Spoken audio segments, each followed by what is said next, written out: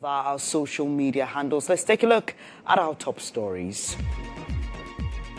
Coming up tonight, a Sutifi North MP arraigned over alleged involvement in an attack on Naimos task force in the Ahafo region, as Speaker Babin cautions members of parliament will not be shielded from criminal investigations. Please, let it not be said anywhere that members of parliament are being shielded from the rule of law. Also, Interior Minister urges the state to take responsibility and compensate families of victims of 2020 and 2024 election-related violence. I have since directed that the report of the Commission on the Election Violence at Ayawaso West GHOne be implemented fully. An OSP halts GRA Commissioner General and senior officials over the controversial SML GRA revenue assurance contract, but investigative journalist Manasseh GHOne insists the recovery amount being sought is woefully inadequate. And in business tonight, organized labor rejects government's proposed 5% base pay increment for 2026, describing it as insensitive and disrespectful to public sector workers. And later in the bulletin, Tanzania lifts curfew in its main city after days of post-election unrest.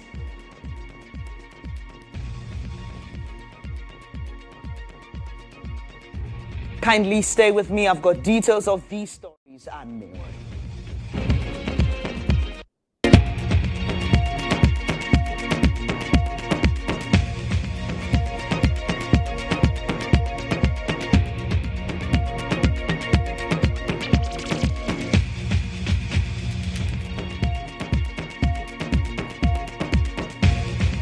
I'm grateful for your time here. Today we start with security and election violence matters, and the Interior Minister, Muntaka Mohammed, has called on the state to compensate families of persons who lost their lives in election-related violence during the 2020 and 2024 general elections. Addressing the press after an investigation into the violence that characterized the past two polls, the minister revealed 12 incidents were recorded for both elections, which resulted in 15 deaths and more than 40 injuries.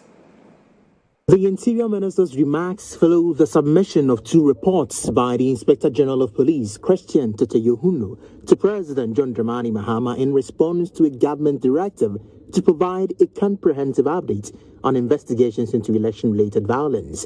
Presenting the findings, Muntaka Mubarak said nearly all the cases stemmed from clashes between political party supporters or the use of live ammunition by security forces attempting to disperse crowds. He confirmed that 21 suspects have been identified in connection with the violent incidents, which left 15 people dead and 40 others injured, noting that police and military personnel were responsible for 7 of the deaths recorded nationwide. The Special Investigation Task Force identified 12 cases that took place during the 2020 and 2024 general election. These cases had resulted in 15 deaths across the country, and well over 40 individuals got injured. The report outlined detailed account of all the 12 cases recorded during the period. The circumstances of each case vary, but nearly all involved the use of firearms during confrontation between supporters of the two major political parties, and instances where security personnel resorted to the use of live ammunition, warning shots as means of crowd control. Muntaka Mubarak directed the full implementation of the Ayawaso West GHOne Commission's report as part of measures to ensure justice and accountability for victims of electoral violence. He reiterated his call for the state to compensate affected families, stressing that the victims paid the ultimate price in the course of Ghana's democratic process. I must be quick to add that I have since directed that the report of the Commission on the Election Violence at Ayawaso West GHOne be implemented fully for justice to prevail. 6 each from the 2020 and the 2024 general election, which collectively led to 15 deaths as mentioned earlier. The minister assured that the government remains committed to ensuring accountability for all election-related deaths and to strengthening coordination between security agencies during future elections. And that was the News Desk report. Now, Paul Abrampa-Mensah is Programs Manager and Team Lead for Local and Urban Governance at the CDD. He joins me for a quick conversation on this. Grateful for your time this evening. We've heard about compensation for victims. We know that 21 suspects have been identified. But are you satisfied so far with what you've heard from the minister and what we are expecting to see in the coming days?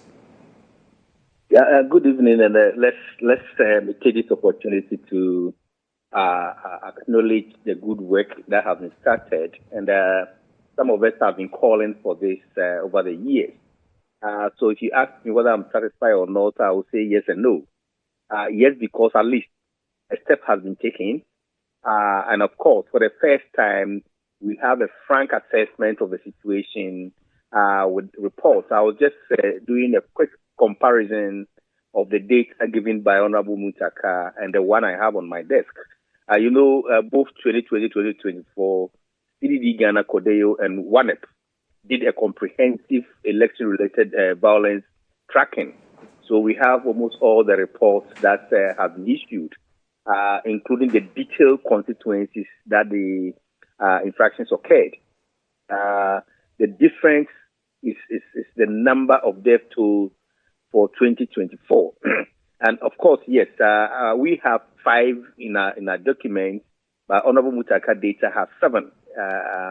It might be because in 2024, we did not complete the data because we did not do the validation as we did for 2020. So yes, there could be some difference. But of course, it's a good step.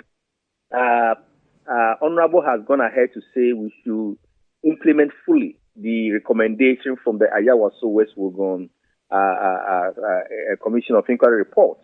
I support that too, but I go further to say that all electoral violence cases must go through the processes, the legal process, the court processes, because don't forget, most of the incidents have criminal connotation in them. Right. And it's only the court that can deal with criminality. Exactly why, Mr. Brampa, exactly why I wanted to tease out your thoughts on the bit of punishing or going after these suspects who have been identified. Sure. So we need to finish the processes, investigations, and court. It's only the court of competent jurisdiction in our country and elsewhere that can prove that, yes, somebody is guilty. So if we jump the gun and say we should start compensating people, yes, compensation is there, but what happens to the people who perpetrated the act? So I believe that, yes, the compensation can go ahead, but we need to complete the process to ensure that, and Honorable mentioned it, that we need to find a way to ensure that these cases do not repeat in future elections. We can only do that when the perpetrators have been found and punished. So yes, I agree with him, but we need to complete the process. Right. I'm grateful for your time this evening. Sir Paul Abrampa-Mensah is Programs Manager and Team Lead for Local and Urban Governance and Security Sector Governance at CDD Ghana. Now, let's stay a while on matters relating to legal issues, and the Office of the Special Prosecutor has summoned Commissioner General of the Ghana Revenue Authority, Anthony Sapong, and 2 senior officials to appear before investigators as part of ongoing probe into the controversial SML contract. The director follows the arrest of the GRA's acting head of legal and is linked to alleged contradictory statements and a letter the 3 officials are believed to have directed the legal head to issue to lawyers for SML Ghana. Those invited include Mr. Sapong, Assistant Commissioner in charge of Finance, Celestine Annan, and Technical Assistant to the Commissioner General, Kenneth Ejedua. This marks the second time Mr. Sapong and Ms. Annan have been called in by the OSP. Their earlier testimonies reportedly conflicted with the contents of a letter purportedly issued under their instruction in mid-October. Now, Mr. Kisie Jabing has hinted that his office intends to file charges by the end of November 2025 against many individuals implicated in the scandal.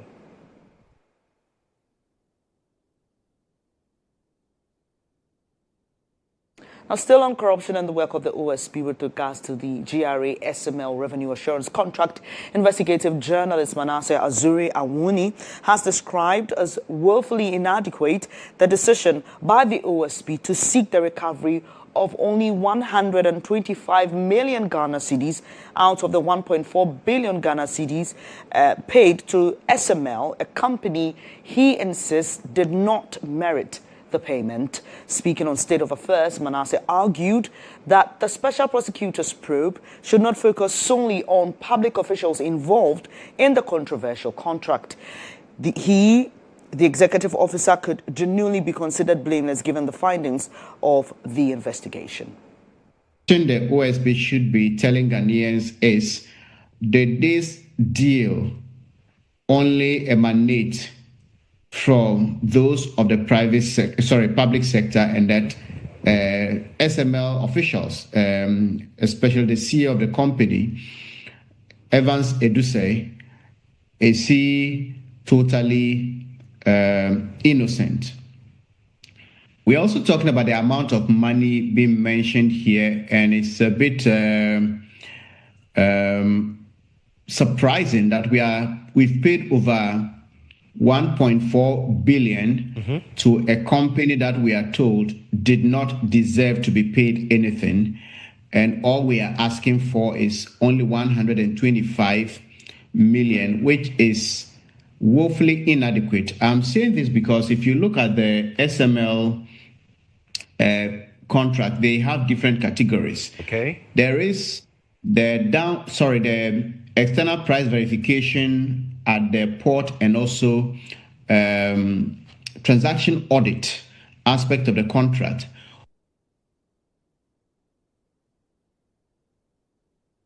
Still on corruption-related news, Manasseh has been saying there's a glimmer of hope in the current administration's fight against corruption. He, however, cautioned that this should not signal the end of effort. He noted that his work on Zoomlion's contract, which had been pending since 2013, had only recently received some attention from the executive. He spoke on SOA. We are only yet to see what happens. But the experience I have gained in this field shows that many factors would lead to the failure or success of oral. One will be whether or not the executive, headed by the president, will give the investigative bodies and prosecutorial bodies the free hand to do their work. And from what I have heard from some of the anti-graft agencies, state institutions, anti-corruption agencies, I have not heard interference from the president. Some of them have actually said the president has given them the go-ahead. Even if others are interfering, they say they have the backing of the president. I have heard people complaining about corrupt judges and they would undermine it.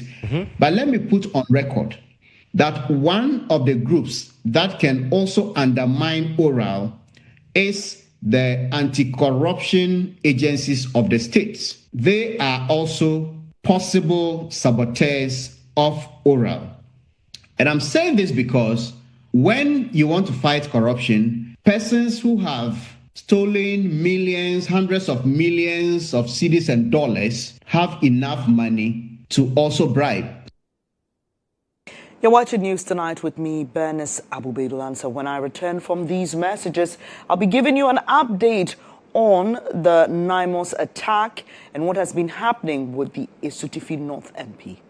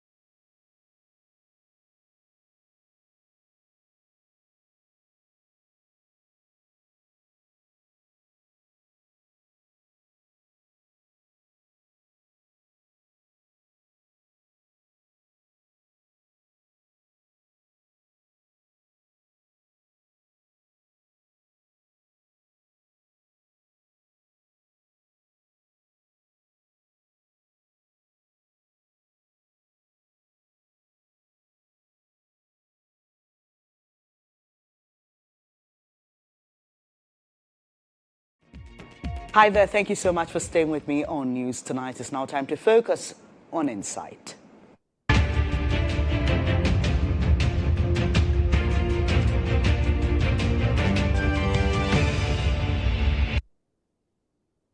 On Insight tonight, MP for Esutifi North, Ebenezer Ado, was put before court today for his alleged involvement in the attack on 9 mosques in the Ahafo region, Shidiem to be precise. The Majority Leader Mahama Yariga, who made the disclosure on the floor of Parliament today, shared an account of his engagement with his colleague. He indicated that the Esutifi North MP has flatly denied instigating the mob attack.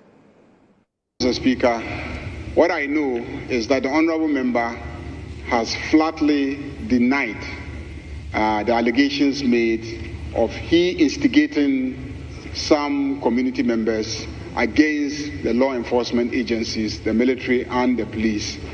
And I also got a call from the senior member that you alluded to, Honourable Collins Dauda. He called me from South Africa, and indeed he was very surprised because it happened in his constituency, and he was very surprised about the report that the media has put out there about what really happened. He was also of the firm belief that the report that he received is consistent with the claims being made by the Honourable Member of Parliament that he never instigated members of the communities against the law enforcement agencies. Be that as it may, he's handed himself over to the police, he's been taken to court, and Mr. Speaker, we are ready to go through all the legal processes. Well, the Speaker of Parliament has also been cautioning members of the House. He says no one will be shielded from criminal investigations.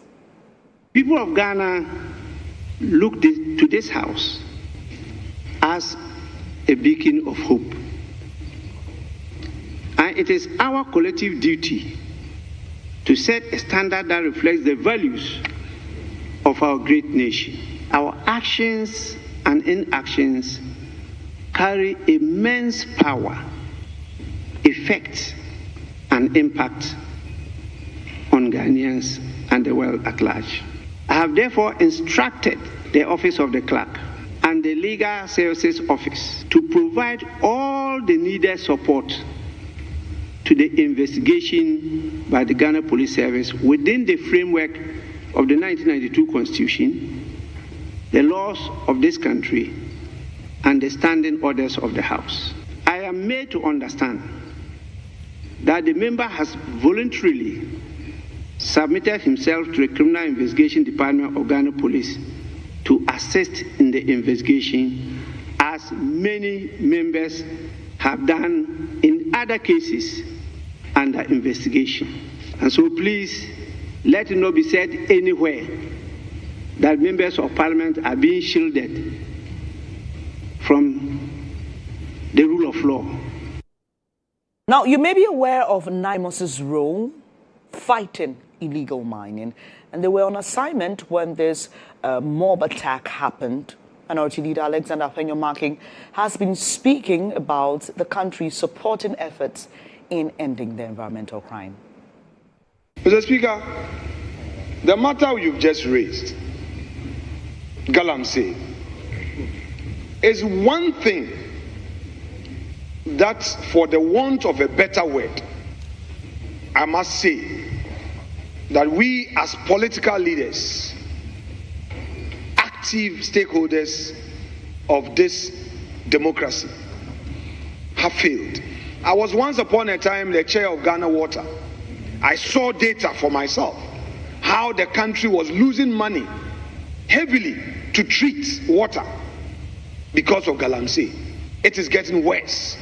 Civil society is talking, organized labor is talking, religious leaders are talking, but they know that in us is a vested authority, the people's representatives. Mr. Speaker, can we, as political leaders, for once agree to stay the partisan approach on this matter and deal with it and let our citizens know that this is a matter that affects the country and our own livelihoods.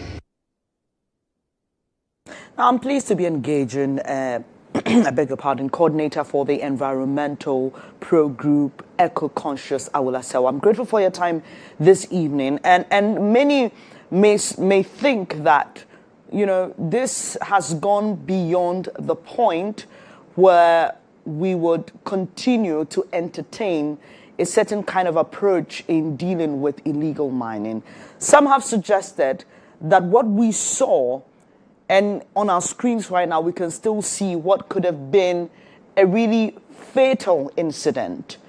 They think that we should up the force in dealing with Galamsey because this likely tells of a simmering tension that could likely lead to a certain explosion when it comes to the security angle of illegal mining. Do you agree that we need to step up the force in the fight now?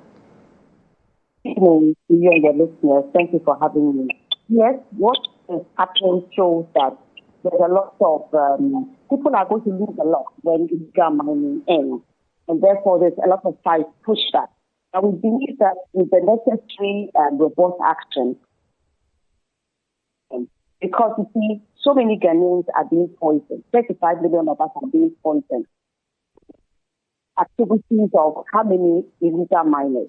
So what happened shows us that we need to tackle this matter robustly. Memos needs to be well resolved, so that they can deal with the environmental terrorism that is taking place. As you said, what happened could have gone anyway. It could have been a fatal, it could have been fatalities. We thank God that there have been no lives lost, but we need to learn from it. And I think it's a good thing that the MP in question has been questioned by the police, has been arraigned before court. I think this sends a clear signal that anybody who is alleged to be involved or complicit in illegal mining, inciting a mob or what have you, will be dealt with. So it will send the necessary message to all who are involved in illegal mining. I beg your pardon. You just spoke about poisoning of our water bodies.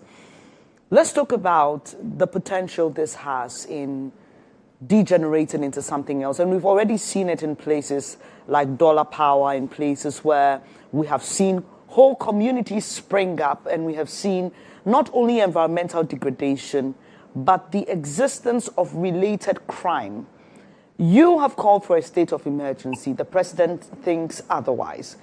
Do you think this incident justifies that call? And would you expect to hear a certain announcement of re-strategization or something of the sort? Well, see, the president agrees that there's a national emergency. He just hasn't told us what exactly he's waiting for to declare a state of emergency. Is it every Ghanaian to be dropping dead? We don't know. But what we do know is that we need to have robust action against this canker.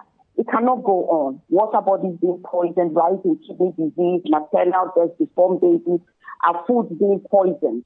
You know, we face a threat to our existence. So we do believe that it's necessary to have a targeted state of emergency. Use our armed forces, the police, the Navy, the Army, the Navy, the Air Force, in the hotspot areas. And I believe that with the political will, we will get rid of this canker. What has happened to the MP allegedly involved in fighting the mob, I believe the actions taken is a step in the right direction. And I think if robust and safe action is taken, it brings this menace to an end. So we still believe it's necessary for a targeted state of emergency. Put all the resources available to fighting this canker before the canker destroys us all. I'm grateful for your time this evening, Lansah. She is coordinator for pro-environmental group Eco-Conscious, and she's been sharing her thoughts with us on the latest update, which is that the Esutufi North MP has been arraigned. He has denied any involvement in that incident leading to a mob attack on the NIMOS coordinator. We'll be following up on the case in court and in Parliament for you, and that's how we end Insight.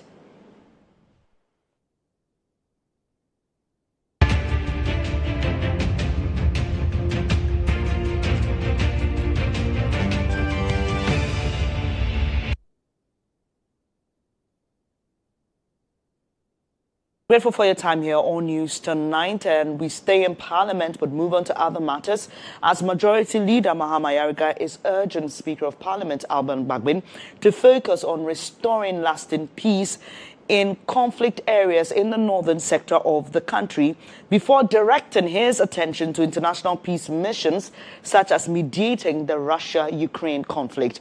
His remarks follow the Speaker's recent appointment to the Parliamentary Union's task force on the peaceful resolution of the Russia-Ukraine war. We have a major problem with peace in the north. My own constituency and,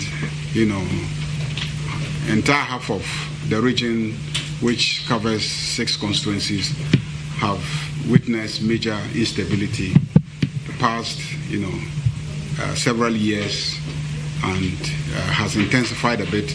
So we are looking at how do we really have some engagement with the north around the issues of peace and sustainable peace. And after that area, we also witnessed a few occurrences in the Savannah region.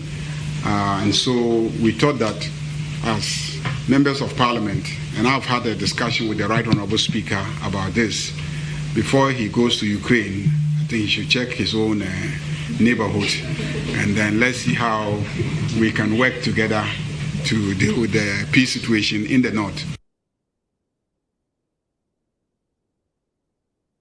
Joining me via Zoom is Ishmael Holovo. He is an international relations expert for a quick conversation on the concerns raised by the Majority Leader. Good evening for your time. Good evening to you and thank you for your time. So this is an issue of balance. We, for example, have seen President Mahama contribute to a certain fund for journalists elsewhere, a global fund. Some will say there are journalists in the country who need those funds. So how do you balance international commitment as against what you have to do locally?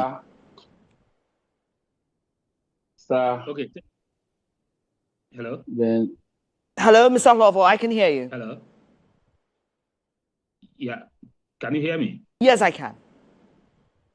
Okay, thank you very much. So I think that it is justified to say that in as much as you have conflict situation in your background, you should try and do something about them before going on the international stage to mediate between conflict. But you see, the Speaker occupies a very important role within the governance framework of Ghana. And given the increasing role of Ghana within the international space, you are likely to see some of these appointments coming from international bodies trying to leverage on the neutrality of Ghana to deal with conflict situations somewhere. So how you achieve balance is to ensure that in as much as you are mediating international conflict and so forth and so on, you are equally paying attention by initiating measures that can address some of the conflicts that we are seeing, particularly in the North. Given the Speaker's longevity in politics, particularly his deep knowledge in the cultural and the historical issues in the North, he can personally initiate a certain program that aiming at bringing peace to the areas that are not quite peaceful enough. So yes, he may have to use his high office. He has respect across the political divide. He needs to bring the politicians in the North together to try and have a platform where they can try and reach consensus among themselves as to how they deal with some of the conflict situations in the North. But that does not take away his mediating role as part of the Interparliamentary Union to bring some level of peace and contact between Ukraine and Russia. that role is also very important, particularly for a country like Ghana that is growing in influence and trying to assert influence without necessarily having the power. These rules allow Ghana to exercise agency within international relations and international system. It gives Ghana the international visibility and the prestige that the country is crying for. And so these roles are as much important as effort to address issues back home. And just as there is international effort to solve the Russia-Ukraine war, obviously because of the impact it's had on the entire global community, do you agree with those who say that looking at the northern sector and the various conflicts that are spread across it, we may need to also try to engage international support in dealing with that, or that's far-fetched for you? Of course, if we at a point feel that we need international mediation where, for instance, maybe the parties to some of the conflicts feel like the local mediators have been biased, that we can seek for. Of course, part of the conflict situations are rooted in the underdevelopment of the North, and that will also, we can leverage on international partnership to drive investment in the North, get the North to start being the economic drive of this nation. And the North has a huge potential. Once we begin to tap into that potential through investment in the North, getting the area to become more economically prudent, most of these conflicts may come down. So yes, right. If we as a nation feel like it is important that we seek foreign assistance, yes, we can do that. But I think that we still have enough institutions, enough actors within our local space to address most of the issues up north. Right. Thank you very much for your time. Dr. Hlovo is an international relations expert, and he's been sharing his thoughts with us on concerns by the majority leader for Speaker GHOne to try and focus on finding lasting peace in conflicts across the northern sector of the country, even as he looks forward to being part of a parliamentary network trying to mediate and intervene in the Russia-Ukraine war. You're watching News Tonight. I'll be back with more. Please stay.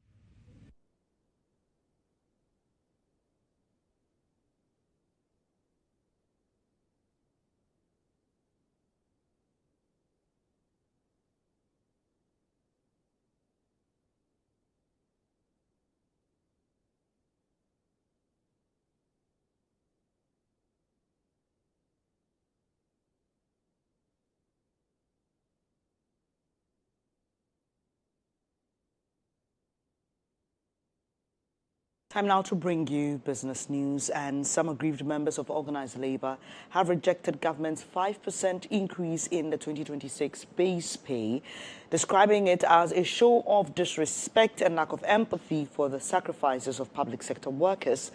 According to the over 8 unions, it is both shocking and unacceptable that the mother union began negotiations with a 20% proposal, which was later revised to 15% on the first day of discussions. In a joint statement, the unions urged government to return to the negotiation table with a more realistic offer that reflects the current cost of living.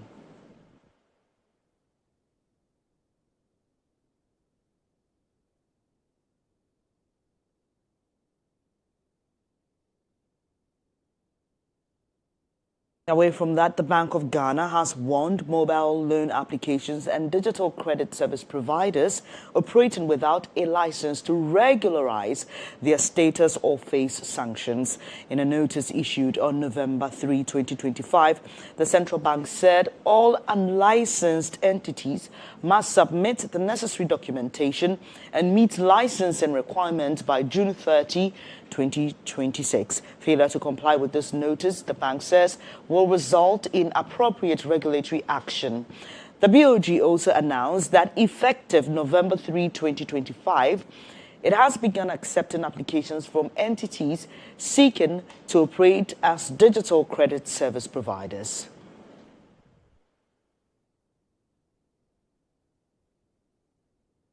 Away from the banking sector, the Northern Caucus of Parliament has reviewed plans to boost commercial rice production in northern Ghana as part of efforts to create more jobs for the youth.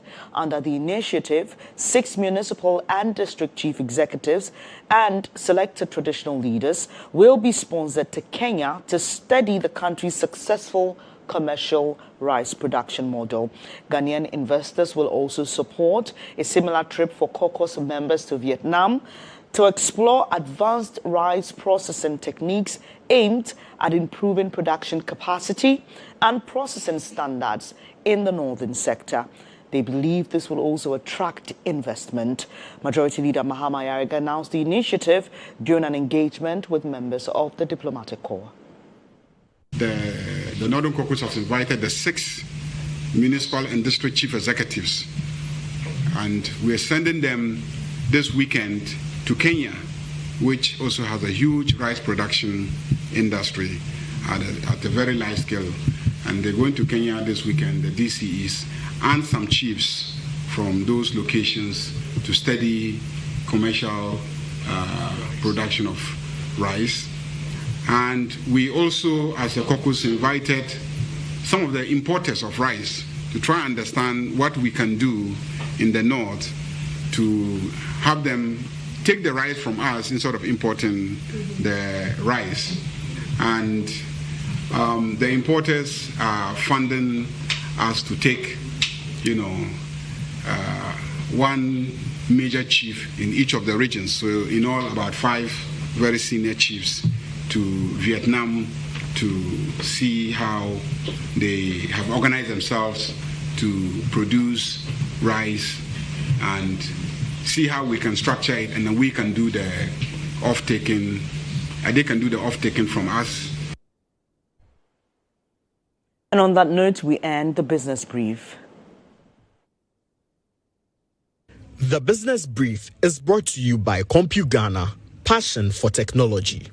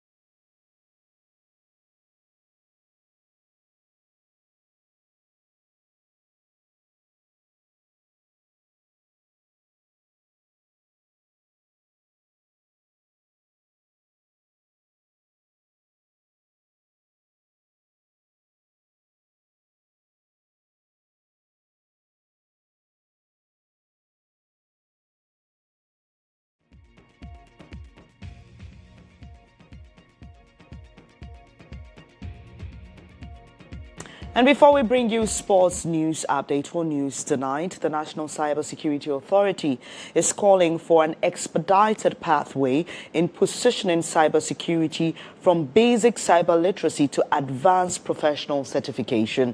This comes as multiple infractions of cybersecurity keep affecting the education sector. There's more. From admission scams to sextortion to various forms of cyberbullying, cybersecurity threats in education have become a recurrence, marring credibility in educational facilities. With this background, the National Cybersecurity Authority is calling for concentrated efforts in cybersecurity education. Acting Director General of Ghana's Cybersecurity Authority, Divine Selassie Agbeti, spoke at the 2025 National Cybersecurity Education Conference. We believe that we have what it takes within the country to develop that capacity, and from the colleges of education through technical universities and the mainstream universities, I think there's room for all of them to establish viable cybersecurity courses. Mind you, cybersecurity courses are not only degrees, we have professional certification routes. Speaking on behalf of Education Minister Haruna Iddrisu, Executive Director of SENDLOS, Dr. Diawu Mumin, underscored the need for the education sector to prioritize cyber literacy. The education sector is at risk of cyber attacks, and it's becoming more prevalent in other sectors. Our vision as a ministry is for every student, regardless of discipline, whether in business, nursing, engineering, or arts, should graduate with a grounding in cybersecurity and digital ethics. In a keynote address delivered by Director General of the Ghana Tertiary Education Commission, Professor Ahmed Jinapo Abdullahi, he added that digital governance must not be treated as an afterthought. Universities house research critical to national development, be it data on health, energy, and agriculture, that must remain protected. Colleges of education manage teacher records that shape our basic education workforce. A breach in any of these sectors undermines national confidence in digital governance. Thus, cybersecurity must be treated as part of institutional culture, not as a technical afterthought. The 2025 edition of the National Cybersecurity Education Conference, themed Empowering Higher Education for Cyber Resilience and Digital Rights, is part of national efforts to raise awareness on cyber crimes and strengthen Ghana's cybersecurity readiness among children, the general public, businesses, and government.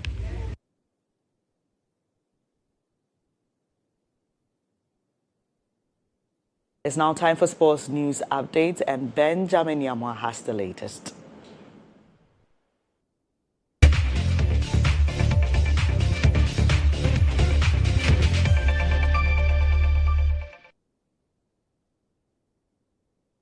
Welcome to Sports, where the GFA together with the NLA have announced a partnership with Rumble ahead of the upcoming FIFA World Cup to be held next year in USA, Mexico, and also Canada. The collaboration aims to offer lucky Ghanaians who support covering visa, processing, travel, accommodation, and the tickets for the global tournament next year. According to Roxin Kunde, a rep of Rumble, 220 Ghanaians will be chosen to benefit from this initiative next year. Approximately, we are looking at 220 participants or fans that we intend to take to the World Cup, which means that these passionate fans will have the opportunity to witness World Cup live, not just through TV or radio station. They will witness it live. So we are taking 220 dreams that will be realized through our game. We are taking 220 ambassadors of Ghanaian pride and 220 history that will be proven. When opportunity meets preparation, the magic happens. Meanwhile, President of the GFA, Keto has spread a new partnership agreement, describing it as timely and inclusive effort to bring France closer to the Black Stars team and the World Cup. He emphasized that Ghanaians deserve every opportunity to travel and support the national team during the upcoming FIFA World Cup to be held next year in USA, Canada, and Mexico. Having made it through hard work,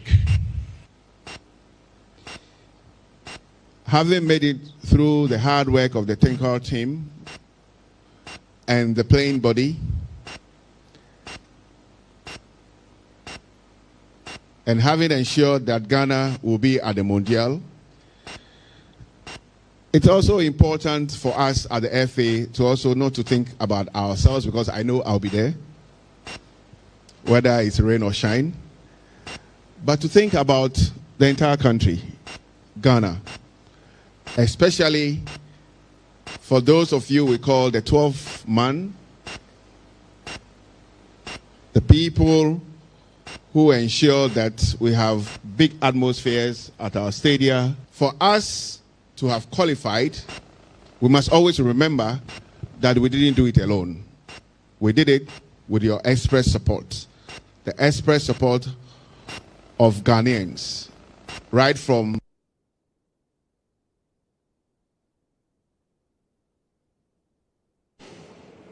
Let's go on to the action tonight in the UEFA Champions League. One game or two games actually are currently underway. Arsenal are leading 3-0 currently against Slavia Praha. 80 minutes played, and Napoli are also being held by Frankfurt in the game ongoing, 0-0 in that game. But other games are on at 8 p.m. tonight. Fixtures on your screens and also behind me. So there you have it. Atletico Madrid are in action against the Union Saint-Gilloise at 8 p.m. Bodo Glimt will be in action against AS Monaco. We have Juve in action against Sporting Lisbon or Sporting CP. Liverpool take on Real Madrid in the toughest, biggest game tonight. Olympiacos against PSV. Then Paris Saint-Germain, who are defending champions, take on Bayern Munich. Then Tottenham, Mohamed Kudus in action, will play against FC Copenhagen. Fixtures tonight, 8 p.m. in the UEFA Champions League. And that should be it for us in sports. My name is Benjamin Iyamoa.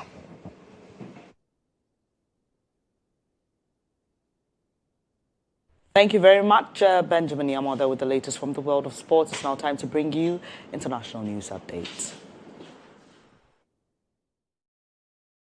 The Tanzanian government has warned citizens against sharing photos and videos that could cause panic as internet services return after a 6-day shutdown during violent election protests. Mobile users received text messages cautioning that spreading such content could attract treason charges. The protest erupted on October 29 after opposition candidates were barred from the election that saw President Samia Suluhu Hassan declared winner with over 97% of the vote. Human Rights Watch and the Catholic Church say hundreds may have died, though officials have not released a death toll. Meanwhile, curfews have been lifted and life is slowly returning to normal.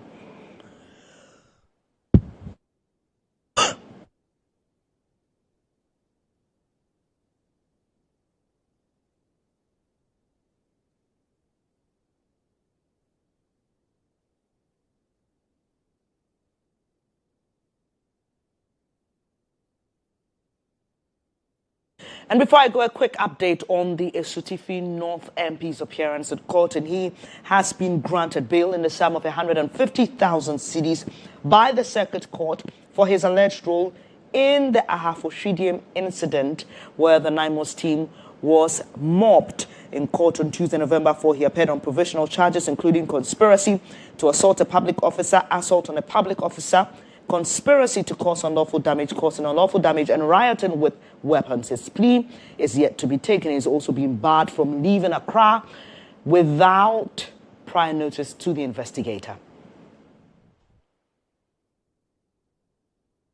And that's how we wrap up this edition of News Tonight with me, Bernice Baidoo Lansah. I am so grateful for your company. There's more news when you log on to starfm.com.gh from the entire team led by Emmanuel Japping. We wish you a very good evening.